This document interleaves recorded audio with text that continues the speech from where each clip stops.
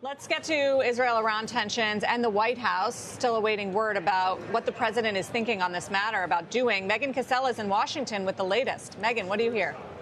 Hey, good morning, guys. So the biggest headline here is the President Trump saying yesterday that he'll decide within 2 weeks whether or not the U.S. military will join Israel in its attacks against Iran. And I'll say, guys, the president regularly sets these 2-week deadlines for something to happen. He often doesn't stick to them, but this latest statement does clearly suggest that nothing is settled at this point and that he's continuing to consider his options and that all of them appear to remain on the table. So that means the possibility of a U.S. strike is still distinctly there, but the White House does continue to push for a diplomatic solution.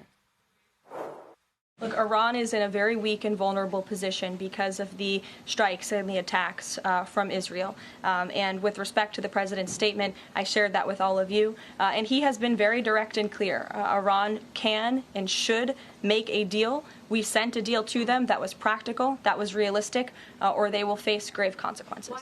Now, a group of European foreign ministers, those are from the UK, France, Germany, and the EU, they're all in Geneva today to meet with Iranian officials. And they've been clear that their message is strongly in favor of some sort of a negotiated deal, even as they emphasize, as the White House does, that Iran can never have a nuclear weapon. But that meeting today comes after the UK foreign minister was at the White House yesterday to meet with Steve Witkoff, he's the Middle East envoy, and Secretary of State Marco Rubio. U.S. officials are not a part of today's Geneva meeting, but the White House has framed it as a meeting between European leaders and Iran. But they added that the president does support diplomatic efforts from our allies that could bring Iran closer to taking his deal. So, guys, we'll see what comes from that later today.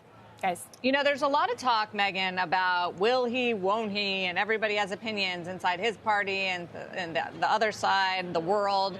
The question I'm wondering is what it would look like if he did. I mean, we're talking about, we're not necessarily talking about, you know, American soldiers on the ground. We're not talking about a prolonged war. I know a lot of people compare it to Iraq. That's very different from where we are now. So what do you hear we're actually talking about when it comes to this big decision?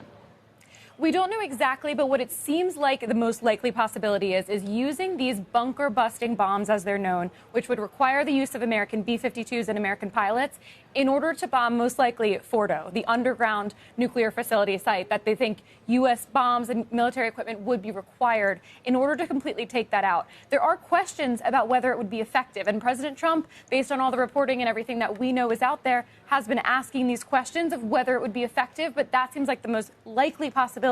The concern is whether that leads to anything more. Really quickly, Megan, these talks in Geneva with some of the EU leaders, does that complicate U.S. efforts in any way? It looks like, based on the UK foreign minister being here yesterday and going straight there, that they are trying at least to be in alignment. So it seems like, based on that White House statement, they're supporting this meeting. You do wonder, I wonder at least why U.S. officials aren't there, but maybe they think that European officials at this point are the better messenger and that it's easier to use these intermediaries rather than the U.S. and the Iranians meeting directly. The White House says they're still talking, that communication is ongoing between the two sides, but at least the meetings for now are between these third parties. Yeah, we'll keep an eye on that. Some indications the Europeans themselves might be getting a little more hawkish, talking about zero enrichment. Megan, appreciate that. Megan Cassella this morning.